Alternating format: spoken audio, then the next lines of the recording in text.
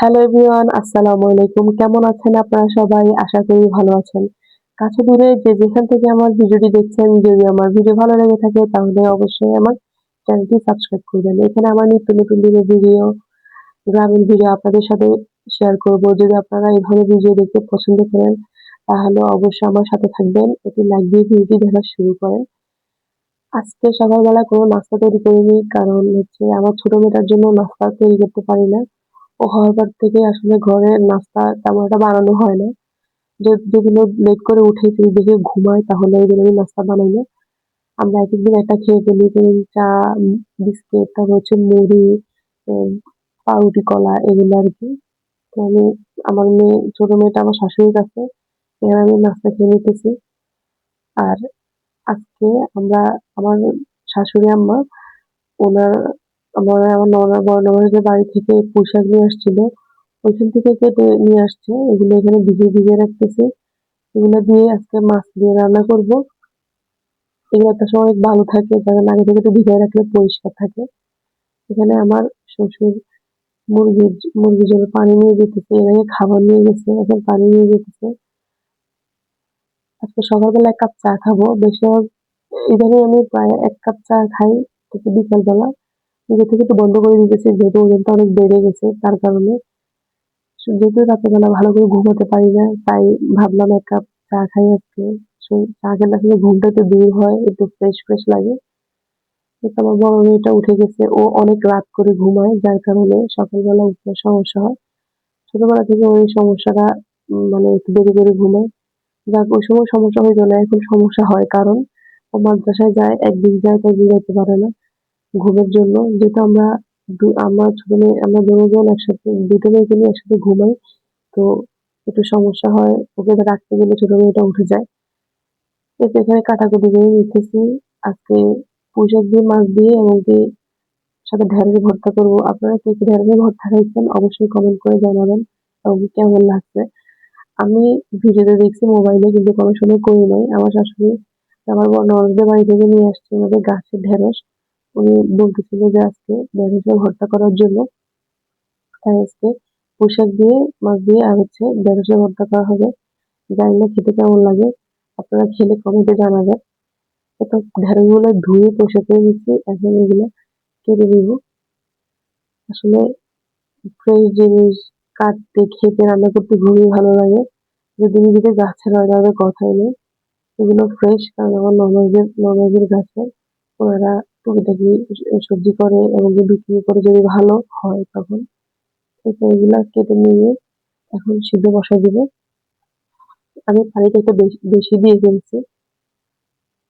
এরপরে পানিটা একদম শুকায় ফেলতে হবে। তারপরে হচ্ছে পেঁয়াজ, মরিচ এগুলা দিয়ে মেখে নিলে ভর্তা রেডি। সরিষার তেল, খাঁটি সরিষা দিলে আসলে তেল দিতে পারলে ভর্তা বেশি ভালো লাগে।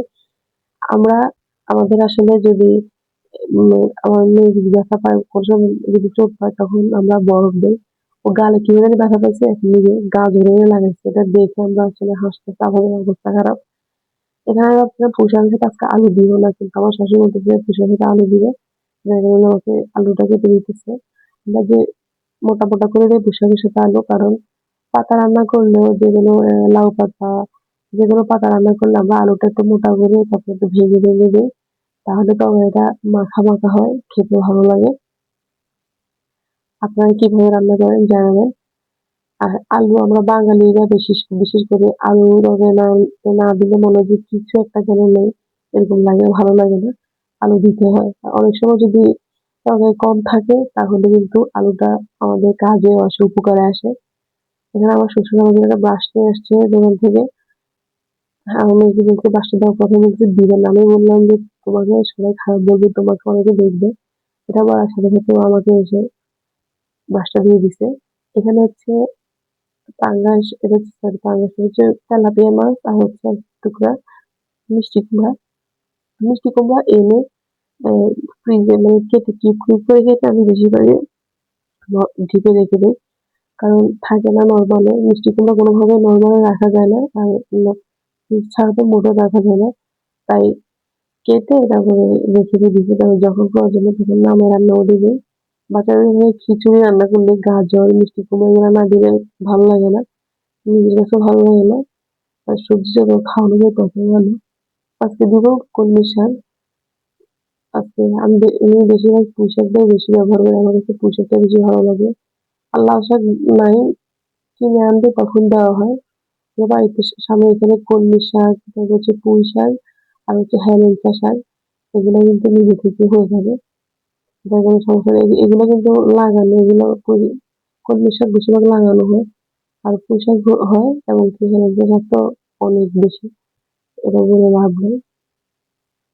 ভাবছিলাম আমি এজন্য রান্না করব না, যেহেতু খায় না। না খেলে আসলে মনটা ভালো লাগে না। মানে না, মনে হয় যদি একটু খাই বা ২-১ চামচ খেলে ভালো লাগবে। এটা হচ্ছে আমাদের গাছের কাঁঠাল। কাঁঠালটা আমাদের গাছে মাশাআল্লাহ অনেক কাঁঠাল হয়েছে। যদি আমরা খেতে পারতেছি না, সবগুলো আত্মীয়স্বজনদের বাসায় দিতেছি। তারপরও মানে নিয়ে যাওয়া হয় না, দিতে পারতেছি না। তাই বিক্রি করতেছি। যদিও আসলে কাঁঠালের সিজন যখন মানে একদম ইয়ে হয়ে যায়, তখন কাঁঠালের দামও কমে যায়। বিক্রি করে কোনো লাভ হয় না। এই বোতলগুলো আমার ছোট মেয়েকে খাওয়াইতাম। বোতলে পানি রেখে দুধে ব্যবহার করতাম। একটু উপকার হয় যেহেতু উম পানি ফুটাই তারপর ঠান্ডা করে করে রাখতে হয়, অনেক ঝামেলা হয়। আজকে বোতলগুলা কাজে লেগে গেল।